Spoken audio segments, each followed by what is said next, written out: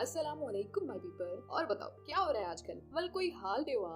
हाँ जी तो यारो, तो ये सवाल तुम लोग के ज़हन में भी बिल्कुल आता होगा। यार मेरे साथ तो ये कई बार हो चुका है। अक्सर औकात जब मैं कोई सॉन्ग अपने ज़हन में गुनगुना रही होती हूँ तो मेरे आसपास मौजूद कोई न कोई, मोस्टली मेरी सिस्टर, वही सॉन्ग गाने लग जाती है। और वो भी कभी कभी तो ऐसे कि जिस पार्ट तक मैं अपने ज़हन में गा चुकी होती हूँ मेरी सिस्टर उसी से आगे कंटिन्यू कर देती है। तब तो दिमाग सही सटकता है भाई कि यार ये कैसे हो सकता है। मैं तो वो गाना अपने ज़हन में गा रही हूँ तो वो गाना मेरी सिस्टर के ज़हन से ट्यून कैसे हो सकता है? क्या हमारे माइंड का, हमारे ज़हनों का आपस में कोई कनेक्शन होता है? मतलब कैसे होता है? ये कैसे हो सकता है? इसी सवाल का जवाब दूंगी मैं आज तुम लोगों को। ऐसा कैसे होता है ये बताऊंगी आज तुम लोगों को। लेकिन उससे पहले theory of the day. Can the colour of our room effect our emotions? क्या हमारे घर के पेंट या रूम कलर्स हमारे इमोशंस को, हमारी फीलिंग्स को इफेक्ट कर सकते हैं? इसके जवाब के लिए मिलती हूँ मैं तुम लोगों को वीडियो के एंड पे। Now back to the topic. हाँ जी, तो कैसे हो सकता है ऐसा कि हमारे ज़हन की बात या कोई सॉन्ग किसी और के ज़हन में पहुंच जाए? तो प्यारो, इसके पीछे दो बड़े ही अमेजिंग फिनोमेनास वर्क करते हैं। ऐसे केसेस में ये दोनों फिनोमेनास मिलकर काम करते हैं जिसके नतीजे में हमें ऐसे अनबिलीवेबल एक्सपीरियंसेस होते हैं। अब गौर से समझना, ये शायद तुम लोगों को थोड़ा ट्रिकी लगे लेकिन आखिर में मैं तुम लोगों को सॉन्ग की एग्जांपल को रिलेट करके बताऊंगी, तब तुम लोग क्लिक कर लोगे। हाँ जी, तो हैं क्या ये दो फिनोमेनास?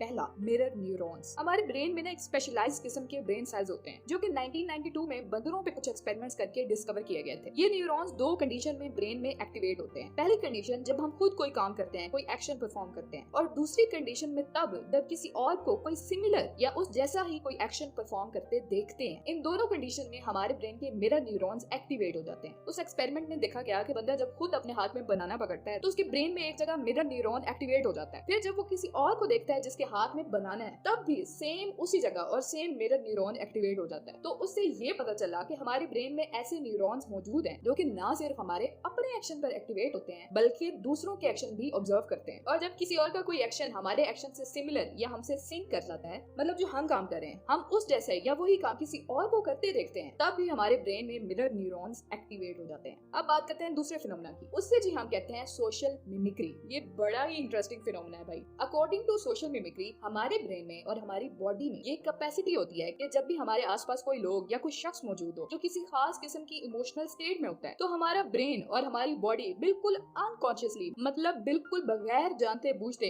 वो इमोशनल स्टेट मिमिक कर लेता है, कॉपी कर लेता है। और तब उसी वक्त हमारे ब्रेन के मिरर न्यूरॉन्स उस शख्स की बॉडी मूवमेंट्स यानी उसकी नॉन वर्बल लैंग्वेज, उसके बॉडी क्यूज, जेस्चर्स, उनको ऑब्जर्व कर रहे होते हैं और फिर वो एक्टिवेट हो जाते हैं। और इसके नतीजे में अगले की ज़हन की बात हमारे ज़हन में आ जाती है। अब यहाँ तक तो थी फिलोसफी। अब जरा गाने वाली एग्जांपल पे आते हैं और उससे रिलेट करते हैं। तो होता कुछ यूं है कि जब कोई बंदा कोई गाना ज़हन में गा रहा होता है तो वो गाना एक खास किस्म की इमोशनल स्टेट रखता है। मतलब जैसे कोई सॉन्ग मसलन तुम बिन, तो अगर एक शख्स उसे ज़हन में गुनगुना रहा है तो अब ये सॉन्ग सिर्फ एक सैड सॉन्ग नहीं है, इसकी एक अपनी खास इमोशनल स्टेट है। तो जब हम ये सॉन्ग अपने ज़हन में ऐसे गुनगुना रहे होते हैं तो इस सॉन्ग के रिलेटेड खास किस्म के इमोशंस हमारे फेस पे आ जाते हैं, उसके रिलेटेड फेस एक्सप्रेशन बन जाते हैं। तो अब सोशल मिमिक्री से हमारी बॉडी और हमारा माइंड वो इमोशनल स्टेट अनकॉन्शियसली, बिल्कुल अनकॉन्शियसली कॉपी कर लेता है। अब जब हमारी बॉडी उस तुम बिन सॉन्ग की इमोशनल स्टेट पे आ जाती है तो तब हमारा ब्रेन वो सॉन्ग रिकॉग्नाइज कर लेता है और फिर वो सॉन्ग जो हमारे माइंड में कहीं दूर पड़ा होता है बिल्कुल सामने कॉन्शियस में आ जाता है। और फिर हमारी बॉडी और ब्रेन उस शख्स की बॉडी मूवमेंट्स को अनकॉन्शियसली ऑब्जर्व करने लगती है। वो शख्स जो ज़हन में तुम बिन गाना गा रहा है तो उसी सॉन्ग के रिलेटेड और उसी सॉन्ग के रिदम पर हमारी बॉडी मूव करने लग जाती है। मतलब हमारी बॉडी मूवमेंट्स और हमारे नॉन वर्बल क्यूज जैसे कि तुम बिन सॉन्ग के रिदम पर फिंगर स्टैप करना, थोड़ी बहुत लिप्स की मूवमेंट और ओवरऑल बॉडी मूवमेंट, तब उसी वक्त हमारे ब्रेन के मिरर न्यूरॉन्स एक्टिवेट हो जाते हैं क्योंकि पहले ही वो सॉन्ग हमारे कॉन्शियस में आ चुका होता है। तो जब हमारे ब्रेन उसी से मिलती जुलती मूवमेंट्स, उसी से फेमिलियर मूवमेंट्स रिकॉग्नाइज कर लेता है तो मिरर न्यूरॉन्स एक्टिवेट हो जाते हैं और फिर हम भी वही सॉन्ग गाने लग जाते हैं। अब इसी वजह से उस सॉन्ग के रिदम को पहचानने की वजह से हम अक्सर उसी सॉन्ग को आगे से कंटिन्यू कर लेते हैं क्योंकि हमारा ब्रेन रिकॉग्नाइज कर लेता है कि सॉन्ग का रिदम कहाँ से छूटा था और अब कहाँ से कंटिन्यू करना है, तो हम भी वहीं से गाना शुरू कर देते हैं। लेकिन इस सब में सबसे मजे की बात ये है कि ये सब प्रोसेस अनकॉन्शियसली होता है। मतलब हमें पता ही नहीं चलता कि हमारा ब्रेन और हमारी बॉडी ऐसा कुछ कर रहे हैं। सोशल मिमिक्री की मिसाल बिल्कुल ऐसे ही है जैसे हम किसी दूसरी लैंग्वेज के दोस्त के साथ कुछ ज्यादा अच्छा रहें तो हम ऑटोमेटिकली उसकी लैंग्वेज अडॉप्ट कर लेते हैं। जैसे कि मेरे और मेरी सबसे प्यारी दोस्त के साथ होता है। मेरी एक बहुत ही बेहतरीन दोस्त है, वो और मैं तकरीबन 5 साल से इकट्ठे हैं। हम क्लास फेलोज भी हैं और रूममेट्स भी। अब मेरी पंजाबी में ना थोड़ा सराइकी का टच है। मैं ना यार थल से बिलोंग करती हूँ तो हमारी थल वालों की पंजाबी की समझ नहीं आती, ना वो मुकम्मल सराइकी लगती है और ना ही वो मुकम्मल पंजाबी लगती है। मगर खैर अब अक्सर हम फल वाले एक लफ्ज बड़ा इस्तेमाल करते हैं और वो है वत।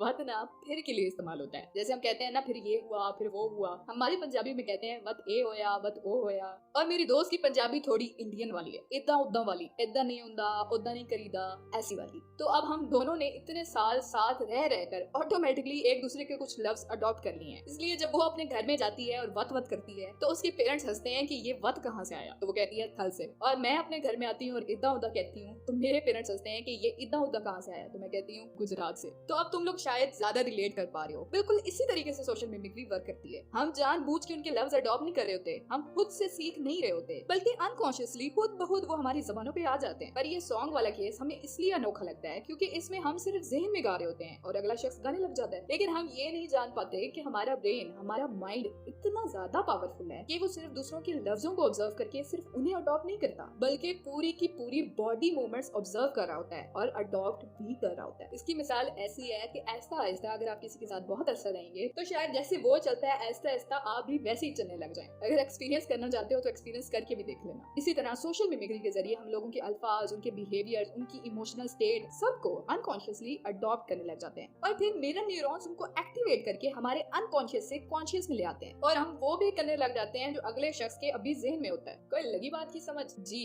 तो अब वक्त है आज की क्यूरी का जवाब देने का। Can our room colours can affect our emotions? And the answer is yes. हमारे रूम का कलर, उसका रंग, हमारा मूड, हमारे इमोशंस और हमारी फीलिंग्स को इफेक्ट कर सकता है। फॉर इंस्टेंस, अगर आपके रूम के कलर्स वार्म हो जैसे कि रेड कलर, तो हमारे अंदर फीलिंग्स ऑफ एक्साइटमेंट या इवन फीलिंग ऑफ एंजाइटी भी पैदा हो सकती है। और अगर कुछ कूल कलर्स हो जैसे कि ब्लू, तो वो कलर्स हमारे अंदर कामनेस को प्रमोट करते हैं। जी हाँ, तो ये था आज का ज्ञान। मिलती हूँ तुम लोगों को अगली अच्छी सी वीडियो में। तब तक मेरे प्यारो, अल्लाह की अमान।